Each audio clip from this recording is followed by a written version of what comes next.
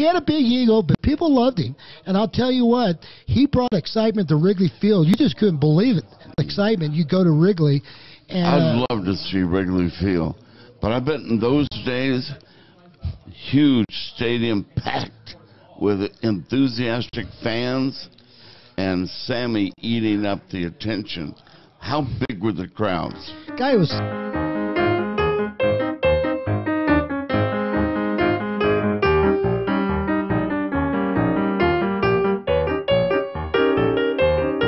All right, Henry, welcome back to America Talk It Up. We got another great show today, and I think what I wanted to talk about today, it was about the summer of 1998 with Sammy Sosa. Thrilling summer. It was a great summer. Baseball needed that era. They needed that show. That year saved baseball. I don't know where you're going with it, but it was a classic year to save a sport that was dwindling in popularity. Well, I was living in Hoffman Estates, a suburb of Chicago, 32 miles from downtown Chicago, about 22 miles from Wrigley Field. I had season tickets in 1998. I was in section 206, row 30, seat 4 through 8. That was my season tickets. And I was in with about 5 other guys. We all went in together and bought season tickets. And so I was there in 98. I went to about 20 baseball games at Wrigley. And then I actually went down to St. Louis with a bunch of guys, and we went to see a 3-game series between the Cubs and the Cardinals. So I got to watch McGuire and Sammy Sosa. Wow. And so I was there, you know, and I remember the excitement, but it was really a great summer. You know, there's a book by David Hammerstein. He wrote a book called The Summer of 1949, and that was about the New York Yankees winning the pennant with Joe DiMaggio, Yogi Berra, and Casey Stengel. So that the summer of 98 reminds me of the summer of 1949. If you get a chance, go to Amazon and buy the book. But this was great, and they had this thing on ESPN just the other day, and it was a great story. And here's my take of this whole thing. That spring, I went down there with a bunch of guys in my neighborhood. We went down to spring training from Illinois. We went to Arizona, and I went to a couple Cubs games and White Sox games. And I was sitting there with my friend, and I was looking at Sammy Sosa, and I said, you know what? It looks like he's bulked up. He looks bigger than he was.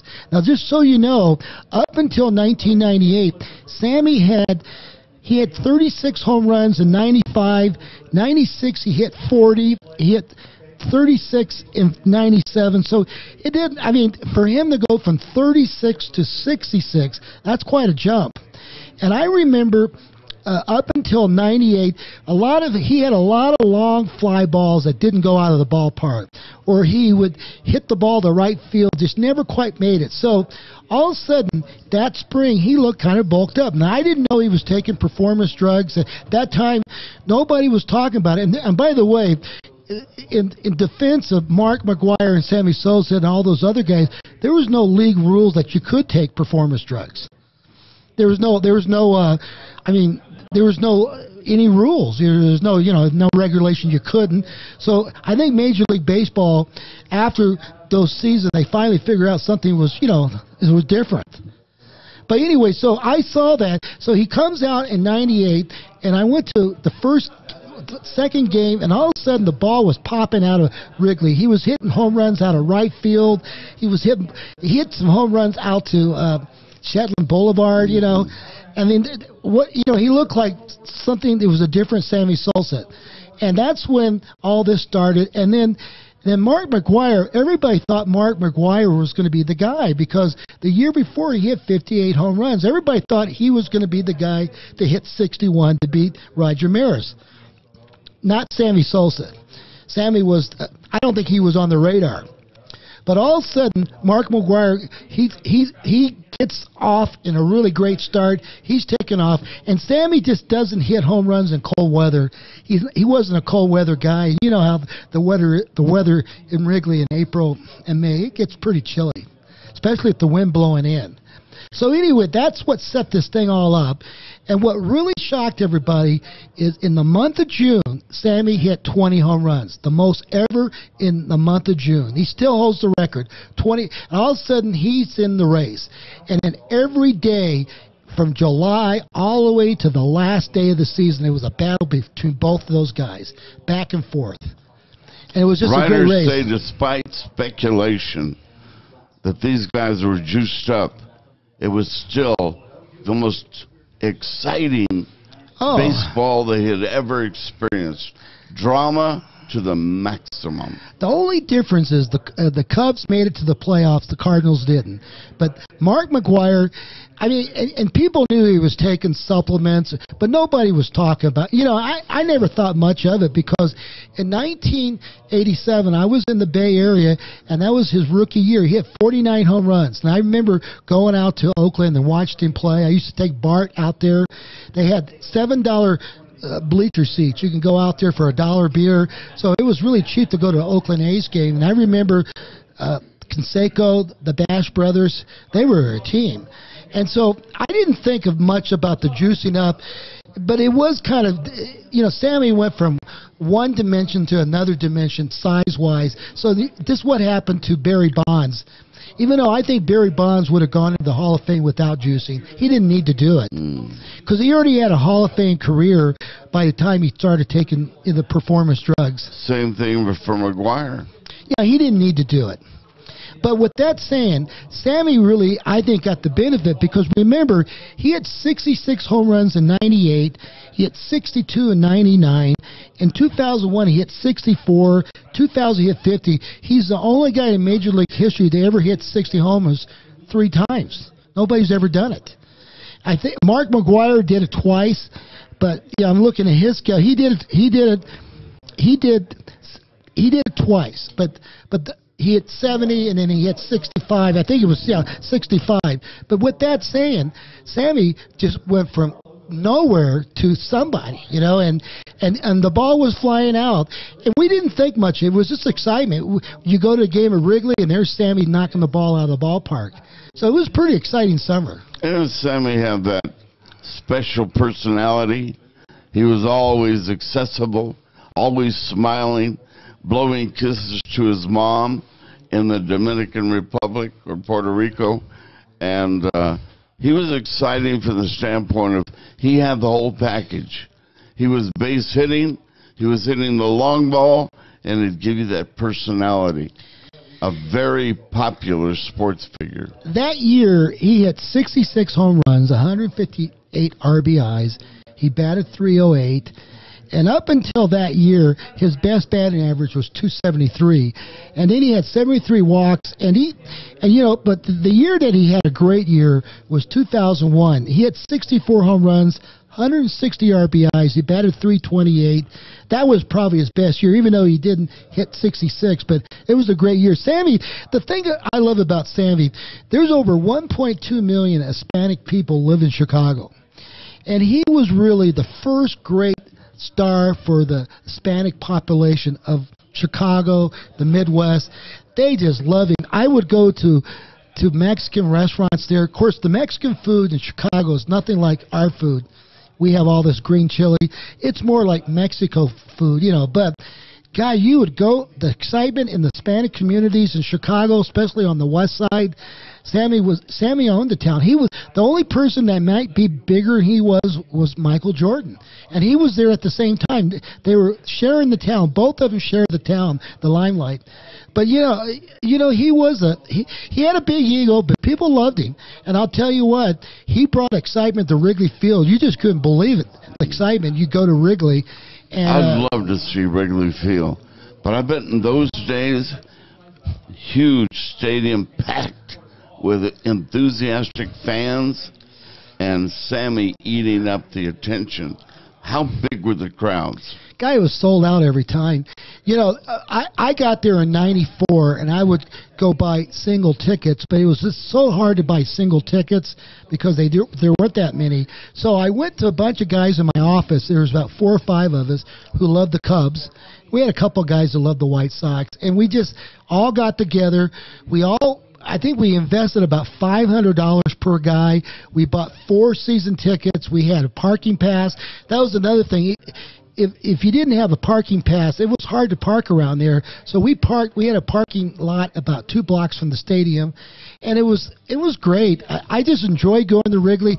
From my house, I lived out in the western suburbs. It took me about, I would say 35 to 40 minutes to get there to Wrigley. And when I parked my car, I was in the stadium in 10 minutes. But there's nothing. It's all the restaurants and the neighborhood around Wrigley. That's what makes Wrigley. Because you could go eat there. And there was a guy from Belen, New Mexico named Bobby Chavez.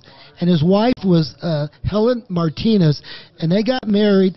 And he got a job running a restaurant in Chicago. He wanted to open up his own pizzeria. So he opened up a pizza place 2 blocks from Wrigley called Yahtzee's. You know, like the game Yahtzee? And he was the only one I ever saw in Chicago that put green chili on the pizza. And I would go there, and the place was packed. He had an upstairs, downstairs, outdoor patio, and he was the only New Mexican I knew that owned a restaurant. But it wasn't now he used to own a Mexican, but he decided to make people love pizza in Chicago, so he made it more New Mexico style. He had green chili pizza, and I would go there about an hour before the game and see the guy. And I was one of the few New Mexicans that even paid, because there wasn't that many people from New Mexico was going to Wrigley. But this couple came up there, and they made a nice living there. As far as I know, maybe I ought to look it up. I think Yahtzee's is still around. I think the pizza place is still there. I don't know if they still own it, but it was a great place to go. And so that summer was unbelievable. But, you know, Mark McGuire, he talked to the press, but Sammy would talk to everybody. And Sammy won that town over. The Hispanic population, they didn't have a real hero. You know, the African Americans loved Ernie Banks and Billy Williams, but there has been some great Hispanic players, but for some, Sammy had that charisma. You're right. He was fun to watch, Henry. Yeah. And, you know, I hope they welcome him back. Right now, people are still upset they took Juicy. But you know what, Henry? If Mickey Mantle, all those guys in the 50s and 40s, if they had a chance to make themselves better, you think they would have taken some drugs? I think they probably would have. I don't know. What do you think? Well, even pitchers around in Sammy's era, pitchers were known to be taking enhancing drugs. And like you say, the stress factor of recovery from injury and how to maintain that level of strength every day. 165 games is a long time. And your body just doesn't recover. And you've heard about the dog days of summer where a guy, you know, I remember there was guys who had 37 home runs at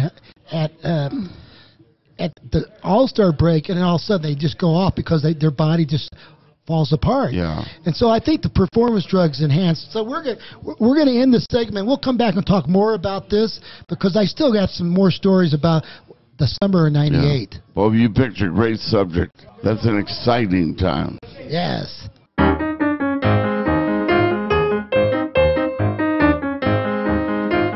So, you know, Henry, getting back to this about the summer of '98, here's the thing you have to understand. Back when Roger Maris hit 61 and Babe Ruth, they didn't see high-power relief pitchers coming in at the 7th or 8th or 9th inning. Good point. Most starters went 9 innings, and then they figured out the pitcher. You notice they got a lot of home runs in the 7th and 8th inning because they figured out the pitchers. So Roger Maris had that. Of course, Roger was healthy, and he had Mickey Mantle pushing, and then Mickey breaks down the last 2 weeks of the season, 1961. And then you look at Reggie Jackson. Reggie Jackson had some years where he had 37 at the All-Star break, but his body just didn't respond. They said the dog days of summer, their body doesn't respond. You said 164 games. I mean, your body just, and then what happens is they tail off in late August and September, and so they never quite get to 60 home runs. That was a tough thing what Roger did, but I think it was harder to do it in that era because of the relief pitchers came in. They saw 100 miles an hour pitchers, different guys. So what the That is a great point. Yeah. Because, man, you got flamethrowers today. And you're seeing different pitchers. And then here's the thing, is the performance drugs rejuvenated their bodies. Because if you think about it, on Friday night, on September, the last weekend of the season in 1998, Sammy Sosa and McGuire was tied at 66 home runs Wow. on Friday night. So McGuire had 65 and Sammy had 65. Sammy hits a home run in the third inning at another game, and this was Friday night, and both of them hit home runs, okay? So they were tied going into Saturday and Sunday, the last two games, at 66. And as you know, McGuire was the one that broke 61 first. That's why he got all that notoriety. So you got to understand, your body's tired, right? Sammy goes 1 for 4, I think 1 for 3 on Saturday and Sunday, and he didn't get a home run. But McGuire hit 2 home runs on Saturday, so he's at 68. And then going into Sunday, he tells the manager, Tony La Russa, I don't think I want to play. And La Russa said, you got to go out because the fans paid money to watch you. So he hits 2 more home runs on Sunday, and he ends up with 70 home runs in 1968. Now, I don't think with performance drugs, I don't know if the body could have responded. And that's why even though those at that time we didn't know a lot about performance drugs, people was just into the excitement. But if those records, they are tainted a little bit because the other guys didn't have that advantage, in my opinion. Wow. See how good it was for baseball? It was great for baseball. The fan up in the corner of the stadium didn't know anything about enhancing drugs. He just came to see the guy that was going to hit 70 for the season. And the same with Sosa's crowd. They arrived to watch him.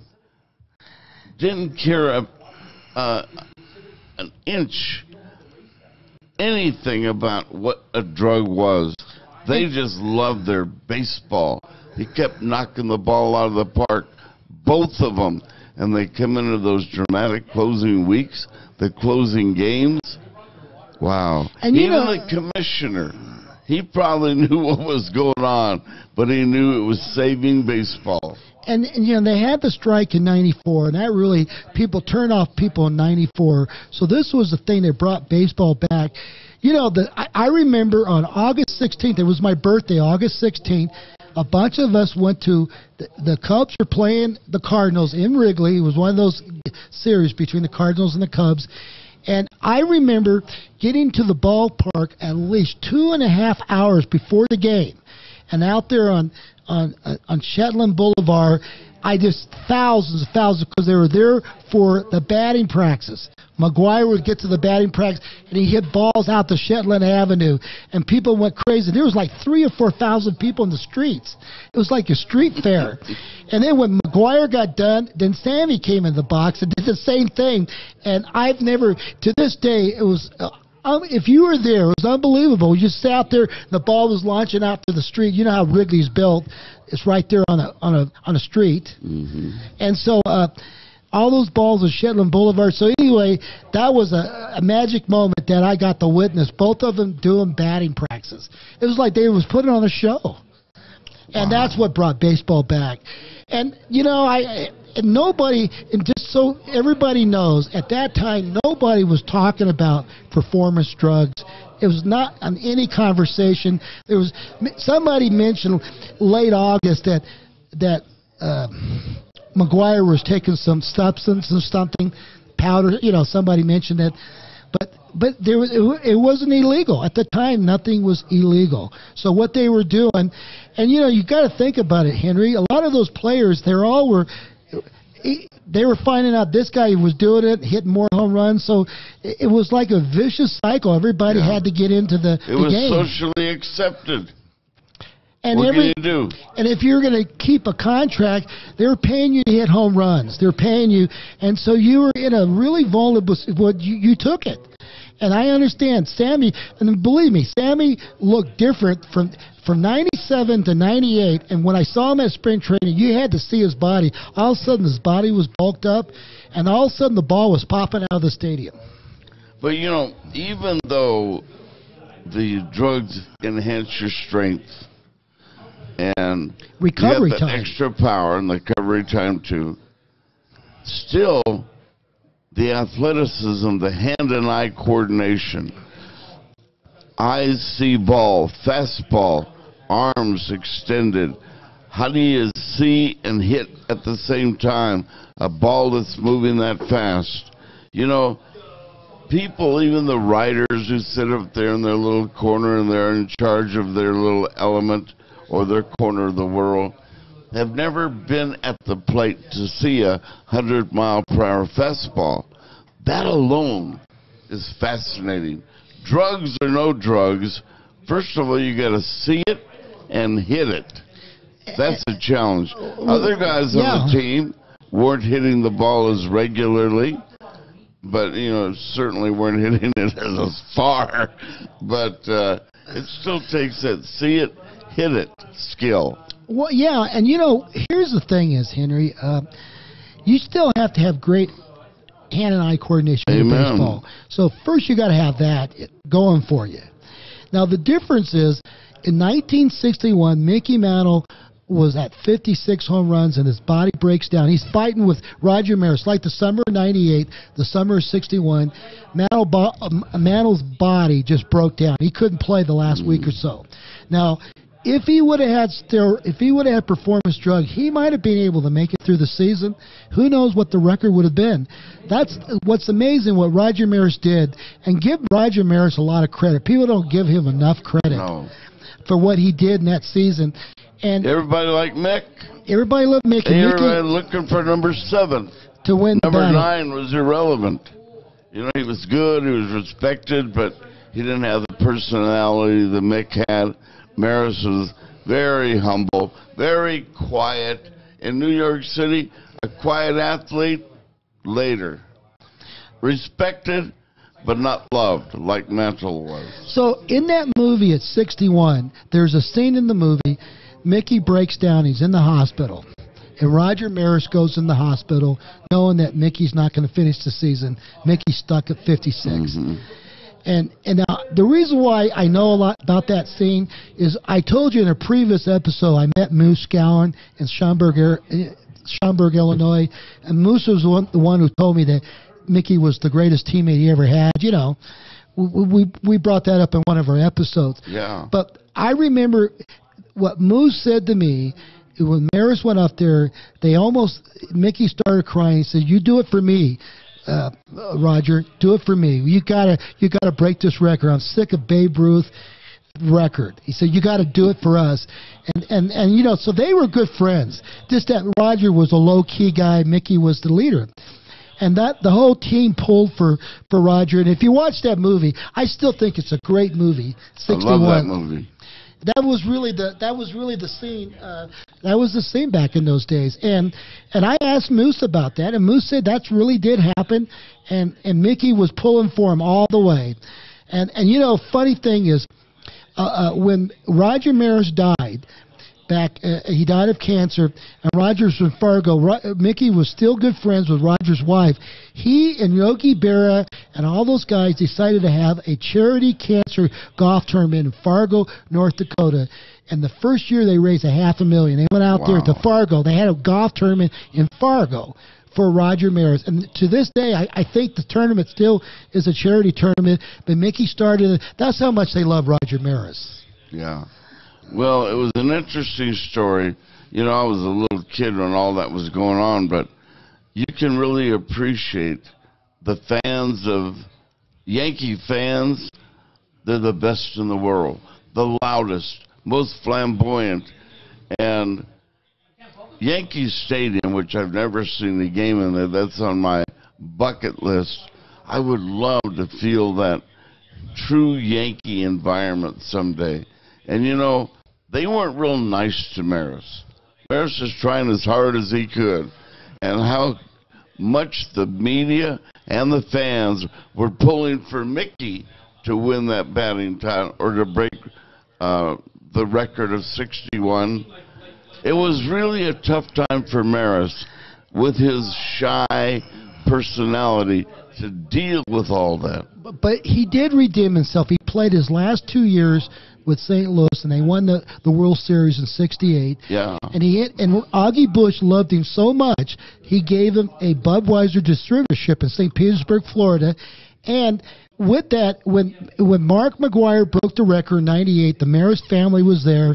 The first thing he did, he runs up and gives him a hug. His wife Roger's wife was still alive, and the two kids, the Maris brothers, boys. And that was a class act by Mark McGuire, but he did redeem. There's one thing you can say: the St. Louis fans, they do love baseball. If you ever go to St. Louis, it's a great baseball town. Probably, I would say their fans are probably greater than the Cubs, but the Cubs have great fans. But St. Louis, they love baseball. It's still one of the great baseball towns, just like the Yankee Stadium. And I've been to Busch Stadium. Wow, what a classic place.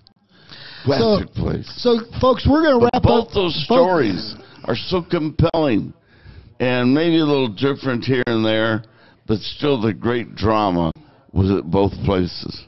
So we're going to get in this segment. We'll come back. We've got more to talk about, another Marty Watts story. But, hey, that was a great summer of '98.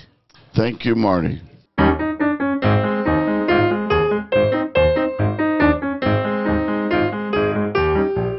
Hey, everybody. We're back to our last segment. Hey, you know what, Henry?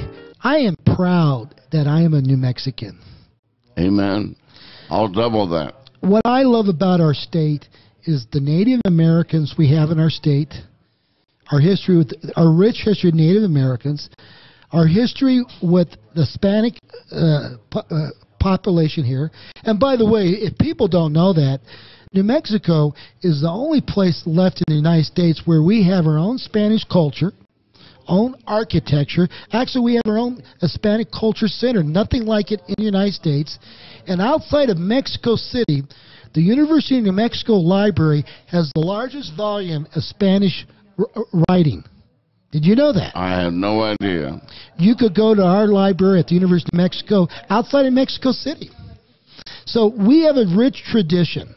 And then the United States took over New Mexico in 1846, August 15th. And I don't know if he was a relative of mine. His name was Stephen Watts Kearny. He was a general in Kansas, and supposedly his mother is a Watts. And as far as I know, they came from Virginia. My family came from Virginia, but he had about 1,700 soldiers, and that's when the Mexican-American War started in late 1845. But it was June of 1846, so he gets the order to go and capture New Mexico. Wow! Now, at that time, the guy who was the governor of Santa Fe, his name was Arroyo, and he was a famous governor, and you've heard of the Arroyo family. They're famous in the state, right? They've been here for 300 years. And just so you know, Henry's family, the DeFoyas, been here for 392 years. You're one of the oldest families in all of the United States. Didn't you know that? I had no clue. So what happened was... Only you, out of all our New Mexicans, know these facts, because you're the storyteller, you're the researcher. Things cling to you.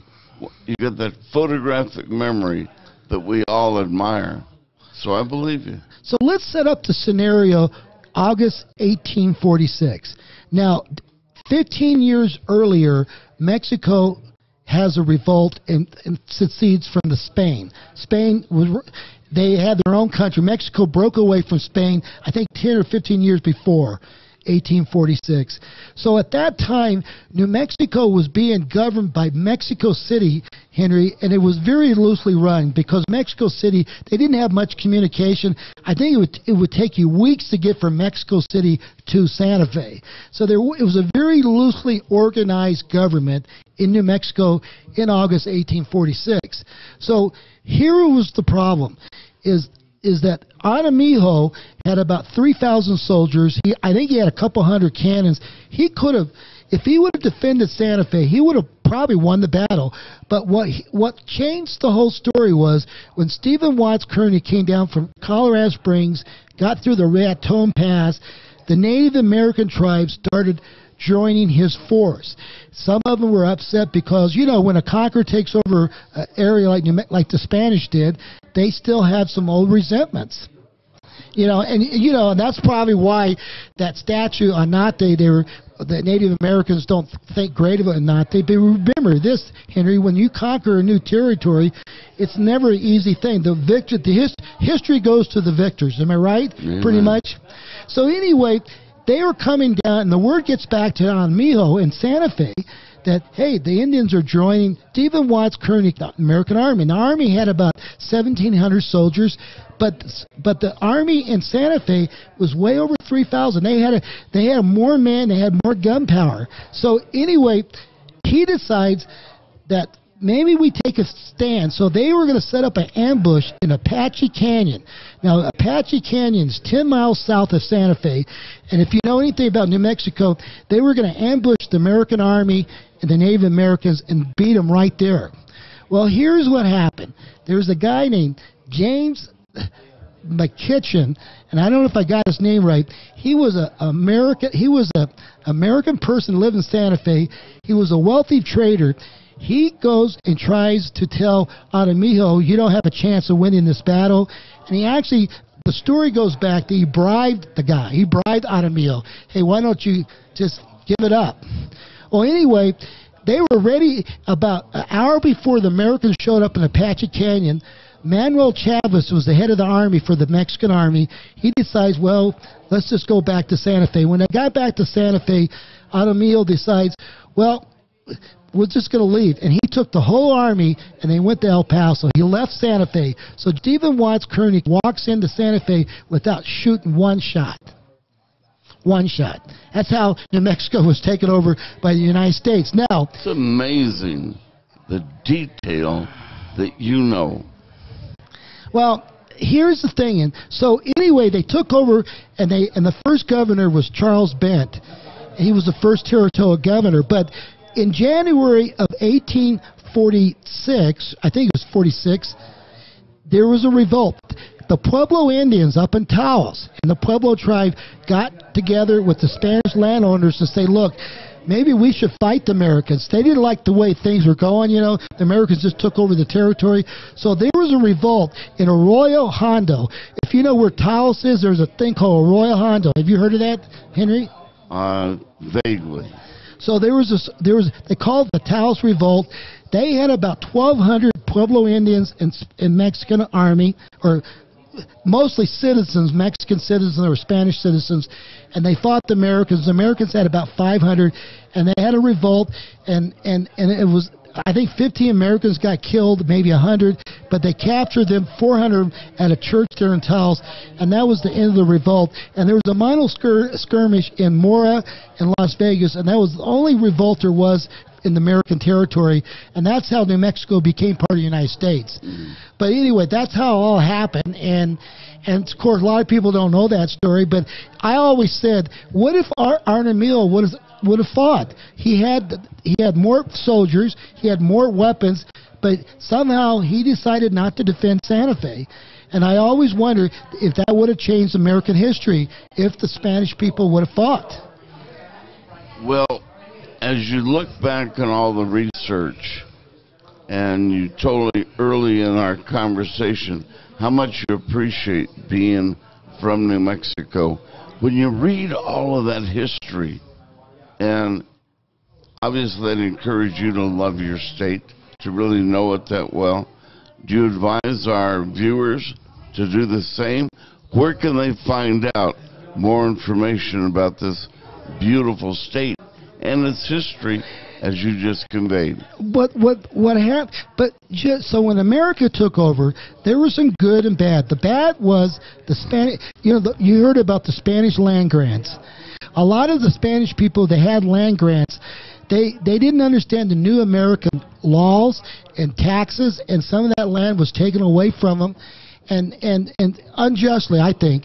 And then when the cattle barons came in from back east, you heard of Harding County, Catron County, Maxwell. They were cattle barons, and they took over. And that was back when the Lincoln Wars cattle wars with Pat Garrett and Billy the Kid. So New Mexico's had a lot of change, but we're the only state that's kept our culture, Hispanic culture.